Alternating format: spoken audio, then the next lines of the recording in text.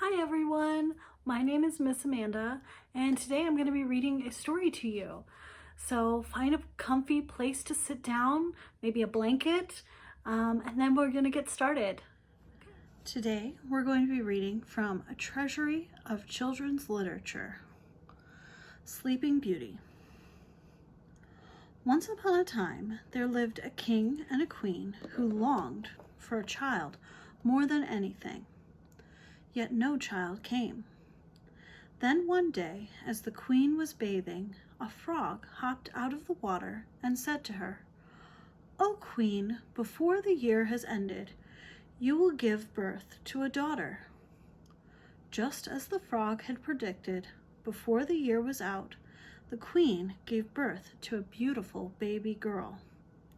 The king was overjoyed and ordered a great feast. He invited not only his relatives and all the great nobles of the kingdom, but also the fairies who lived in the land. He hoped that once they saw the beautiful girl, they too would love her and be sure to treat her well. There were 13 fairies in the kingdom, but as the king knew of only 12, he sent no invitation to the last one. The feast was very splendid, and when it was over, the 12 fairies came forward to present the child with magical gifts. The first gave the princess beauty, the second goodness, the third promised her riches, and the fourth charm. The fifth gave her the gift of quick wit, and on it went until the little princess had every gift one could wish for. No sooner had the 11th fairy given her gift than the 13th fairy suddenly appeared. She was furious that she had not been invited, and she cried out in a terrible voice, "When the princess is 15, she will prick herself on a spindle and fall dead." Then, without another word, she turned and swept out of the hall. The king and the queen were heartbroken. But then the 12th fairy, who had still not given her gift, stepped forward. "I cannot take back the curse," she said quietly, "but I can soften it. The princess will not die. Instead, she will fall into a deep sleep that will last for 100 years.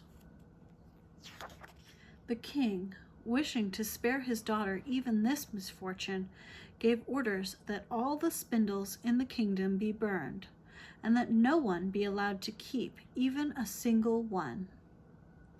The princess grew, and all the gifts of the fairies were fulfilled. She became so beautiful, intelligent, and pure of heart that everyone who saw her could not help but love her. It so happened that on the day of her 15th birthday, her parents paid a visit to a neighboring prince. The princess was left alone in the castle. She amused herself by wandering through the numerous rooms and halls. She peered into cramped attics and explored tall, forgotten towers. She discovered a dusty spiral staircase and climbed the narrow steps round and round until she came to a little door. A rusty key was in the lock, and when the princess turned it, the door sprang open. Inside the small room, an old woman sat with a spindle and a distaff, busily spinning flax into thread. "How do you do?" said the princess. "Pray, tell me, grandmother, what are you doing?" For she had never seen a spindle or a distaff before. "I am spinning, dear child," the old woman replied. The spindle was twirling and bobbing so merrily. "May I try?" asked the girl. The old woman nodded, and the princess reached out her hand. But no sooner had she touched the spindle than it pricked her finger.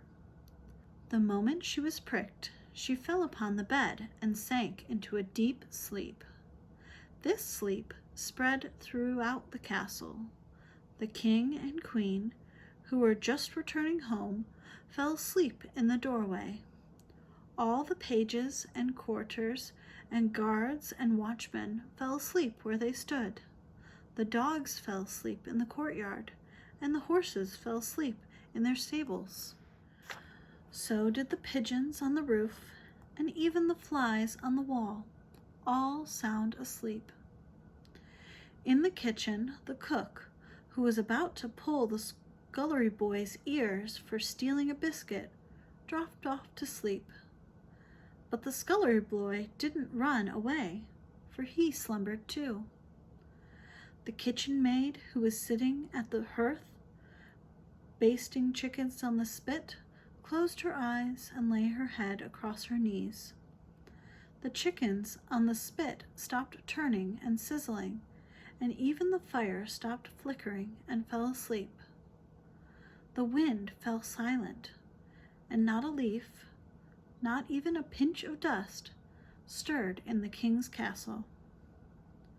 Soon a great briar hedge began to grow around the castle. It grew thick and high until nothing could be seen of the castle, not even the flags that waved from its towers.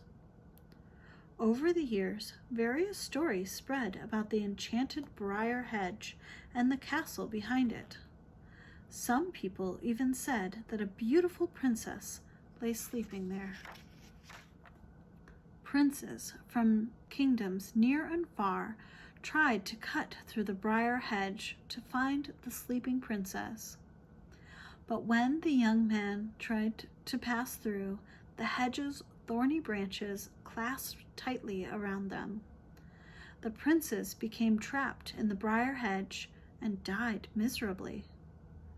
One day, when the 100 years was almost up, a young and handsome prince happened to visit the kingdom.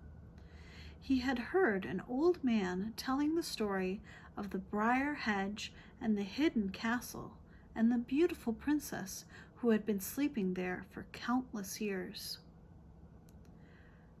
"How I should like to see her," the prince said. "Where is this place, and how do I get there?" The old man then told him that many princes had tried to find the princess, and that they had all been caught in the briar hedge and died. But no matter how much the old man warned the prince against going to the castle, he refused to listen. "I am not afraid," the prince said. "I want to see the beautiful sleeping beauty." For that is how the princess is now known. So the prince mounted his horse and rode to the castle. The 100 years had passed, and the day had come when the princess was to awaken. As the prince drew near the briar hedge, the thorns melted away. In their place appeared large and beautiful flowers, and the branches parted to allow the prince to pass. With each step he took, a path opened before him, and so the prince walked through the hedge into the castle. In the courtyard he saw horses and dogs lying fast asleep, and guards and watchmen slumbering against the walls with their swords beside them. On the roof, pigeons slept with their heads tucked under their wings. The flies on the wall were still all fast asleep. In the kitchen, the cook still held out his hand to grab the scullery boy by the ears, and the kitchen maid sat with her head in her lap in front of the hearth. The prince walked deeper into the castle. In the hall he found the pages and courtiers sleeping where they stood, and the king and queen asleep in the doorway. He went farther, until the silence of the palace grew so great that he could hear the pounding of his own heart and the blood rushing through his veins. At last, he came to the tower and climbed the long, dusty spiral staircase to the room where Sleeping Beauty lay. Then he saw her. She looked so beautiful that the prince could not take his eyes from her. He bent down and kissed her. At his touch, Sleeping Beauty opened her eyes and looked at him with great tenderness. Then he took her hand, and together they descended the stairs and went into the castle.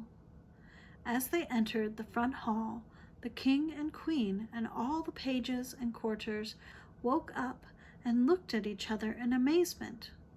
The horses in the courtyard stood up and stamped their hooves. The dogs began to bark and wag their tails. The pigeons pulled their heads from under their wings and, twittering and cooing, flew off into the fields. The flies began to crawl along the walls. In the kitchen, the fire in the hearth sputtered and flared back to life. The cook reached out and tugged on the scullery boy's ears so hard he cried out, and the kitchen maid began turning the chickens as they sizzled on the spit. The wedding of Sleeping Beauty and her prince was celebrated with great joy and splendor, and they lived happily ever after.